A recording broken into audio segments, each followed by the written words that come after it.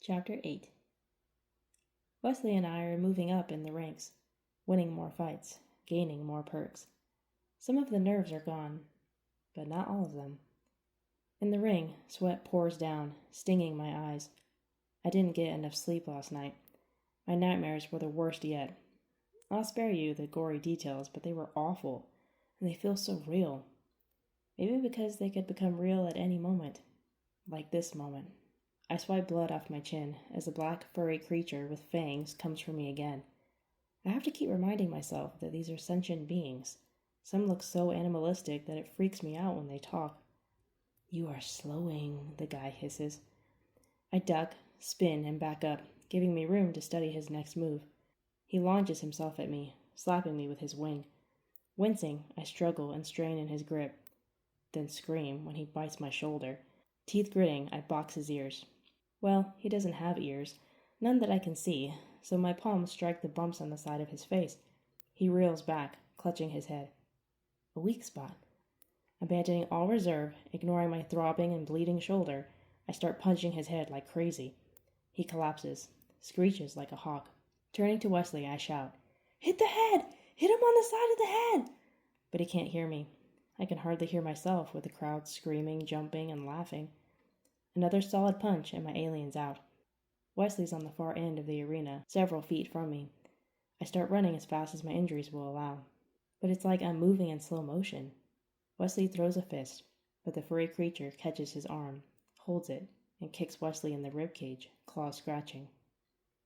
And then I hear the horrid sound. Something in my brother breaks. I hear his scream. I see his blood. I hear the snap. And something in me snaps. No! My nightmare cannot come true. Wesley crumples to the ground, and the guy has the audacity to kick him in the face. An animalistic roar erupts, and I realize it's my own. Pain morphing into numbness, I rush toward the monster who just broke my brother. He flies toward me, his brown wings flapping. Like a matador, I move to the side, avoiding his attack, then catch his wing, spin around, and fling him into the nearest wall. Then I pounce, pin him down, and start pounding away on his head. He screeches with every crushing blow. I lose myself in the frenzy, and someone else emerges. Someone who hungers for this enemy's fear and agony. Someone who thirsts for his blood and screams. I keep going. I don't stop. Not when the floor glows orange, not when the alarm goes off, not even when flecks of blood splatter my face. I only stop when the guards yank me off of him. In the waiting room, I pace, sit down, lie on the couch, stand, stretch, pace again. I can't lose my brother. I can't. If I do, I'll lose myself. In fact, I almost did in the arena just a few minutes ago. The doctor exits the room, running a hand through his thinning, graying hair. He's human. 5'9", a little pudgy around his midsection, he carries himself with a confident, kind air. "You're human," I whisper. He grins briefly. Well, to be perfectly honest, I'm half human. The other half is Yaman. He shows me the dots and speckles on his hands. But at a glance, anyone would assume he just has a lot of freckles. I'm Dr. Palmer. Riley Price. I shake his hand. Finally, I get to shake someone's hand without them freaking out. Shifting back to the important topic of Wesley's condition, I ask, "How is he, Doc?" He suffered massive internal injuries. Broken ribs, broken arm, collapsed lung. He's stable for now, but that could change. What are his chances? Give it to me straight. He catches my gaze and holds it. 50-50. I nod, my throat on fire. No offense, but with all the technology here, you'd think the medical treatment would be more advanced. It is advanced, but everything here is a perk. You and your brother haven't won enough fights to get the best medical care yet. I want to scream. I want to break something. But instead, I squeeze my fingers into fists, shaking, shut my eyes, let out a slow, deep breath. "I'm sorry," he says softly. "And I suppose the bats are going to make a full recovery?" I ask through gritted teeth. He hesitates. "Yes, they should be fine. They've been here earning winnings for a long time." I shake my head, imagining myself checking on the creature, ripping out his IV and strangling him with it. Wesley's fighting for his life because of him. Believe me, if I could do more, I would. As a doctor, I want to help everyone, especially my own kind. Thank you. I've got to change the subject before I lose it. Sighing, I ask, Doc, have you ever seen anyone escape this place? He blinks, but easily transfers to the topic. No. How long have you been here? Oh, about 5 years. 5 years? I gape at him. He nods gravely. Same as you, same as all of them. I was taken. But I was too old to fight. So I do what I can, what I'm good at. I treat the wounded. I care for the dead. Give them a proper goodbye and cremate them. Were you always a doctor? Yes, I was a doctor on board my friend's ship. And then one day, voila, here I am. Patching up aliens of every kind. Performing surgeries and checkups on countless different species. How do you know how to treat everyone? We have a computer system that helps us understand each individual, their physiology.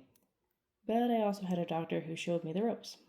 Like you, one of the trainers, an older fighter, taught you what you know, what you live and breathe every day. He sighs and shakes his head. I can't imagine what it's like, being forced to fight like that. I swallow, but my emotions stay right at the top, brimming, about to spill over. Sometimes I don't feel forced. I didn't today. He looks at me.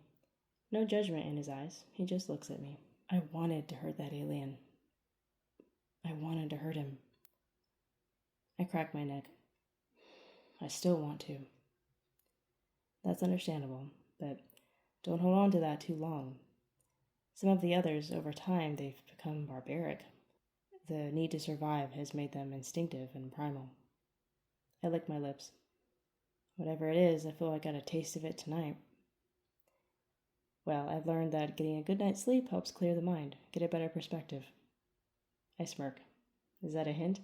He gestures to a gray couch against the wall. I think you'll feel better once you get some rest. Gripping my shoulder, he says, and I promise, Riley, I'm going to do everything in my power to help your brother.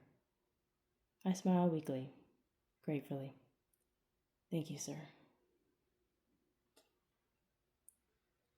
But then later, much later, the doctor exits the room again. But this time, his eyes are lowered, searching for something to look at, searching for the balm to help me recover from the blow he's about to deliver. And I'm thinking, no, please, no. I'm so sorry. Those 3 words act as knives plunging into my gut. I wasn't able to save your brother. The knives rip out, leaving a gaping hole. I did everything I could. I'm bleeding out. But he's gone. I'm dead. I'm gone. Like the zombie I am now, I stumble toward the room where my brother lay. He looked so innocent, so young. Too young. I lay my head on his chest, hoping I'll hear a faint heartbeat, hoping somehow, some way, the doctor who knows boatloads more about this stuff was wrong. My brother will be fine. He just has shallow breathing. But I hear nothing. Only my sobs. I feel nothing.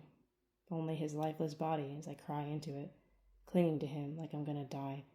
How can I live with myself, knowing I failed my little brother?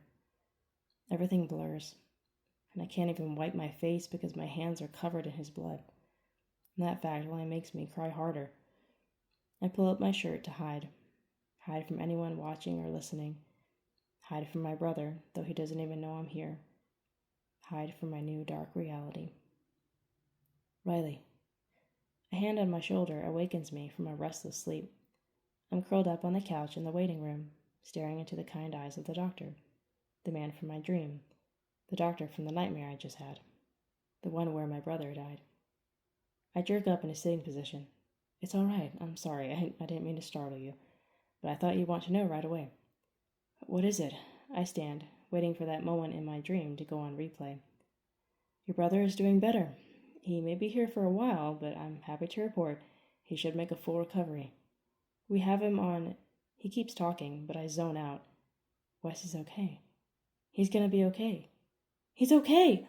I have to let out this emotion, and I find myself throwing my arms around the doctor, lifting him off the floor. Thank you, Doc!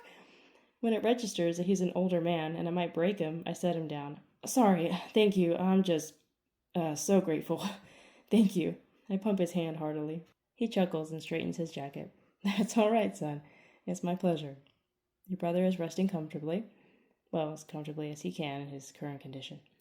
He keeps going, and I nod, though I'm only understanding about 26% of what he's saying. But I grasp the important part. My brother's gonna be fine. Can I stay with him? I ask. Of course, but I'll be here. I'll be keeping an eye on him. You'll probably be more comfortable in your room. I shake my head. No, I won't. He just smiles.